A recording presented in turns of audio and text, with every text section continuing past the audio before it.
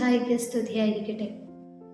നാം ഏത് കാര്യം ചെയ്യുമ്പോഴും 10 പേർ കാണണം, കേൾക്കണം എന്നൊക്കെ ചിന്തിക്കുന്നവരാണ് നമ്മളിൽ ഭൂരിഭാഗവും. എന്നാൽ ഇന്ന് തിരുവചനത്തിലൂടെ യേശു നമ്മോട് മാറി ചിന്തിക്കുവാൻ പറയുകയാണ്. തിരുവചനത്തിൽ ഇപ്രകാരം പറയുന്നു: രഹസ്യങ്ങൾ അറിയുന്ന പിതാവ് നമുക്ക് പ്രതിഫലം തരും. ഓരോ നോമ്പാചരണവും നമ്മെ നയിക്കുന്നത് ദൈവവുമായുള്ള ബന്ധത്തിന്റെ കൂട്ടി ഉറപ്പിക്കലാണ്.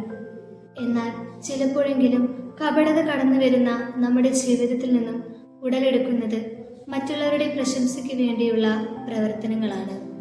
മറ്റുള്ളവർ കാണുവാൻ വേണ്ടി നാം ചെയ്യുന്ന പ്രവർത്തനങ്ങൾക്കുള്ള പ്രതിഫലം അപ്പോൾ തന്നെ നമുക്ക് ലഭിച്ചു കഴിഞ്ഞു. എന്നാൽ യഥാർത്ഥത്തിൽ സ്വർഗത്തിലുള്ള പ്രതിഫലം നമുക്ക് ലഭിക്കുന്നുണ്ടോ എന്ന് കാര്യമായി തന്നെ നാം ചിന്തിക്കണം. വിശുദ്ധ മറിയം ത്രേസ്യ ഇപ്രകാരം പറയുന്നു: എനിക്ക് ലോക ബഹുമാനം കൊണ്ട് ആവശ്യമില്ല, പരലോക ബഹുമാനം കിട്ടണമെന്ന് വളരെ ആഗ്രഹം. ഈ നോമ്പുകാലത്തിൽ നാം നടത്തുന്ന പ്രാർത്ഥനകളും ത്യാഗപ്രവർത്തികളും ദൈവം അറിയുന്ന ഒരു സ്വകാര്യതയിലേക്ക് വെച്ച് നീട്ടിക്കൊണ്ട് സ്വർഗം നൽകുന്ന യഥാർത്ഥ പ്രതിഫലം നമുക്കും സ്വന്തമാക്കാം.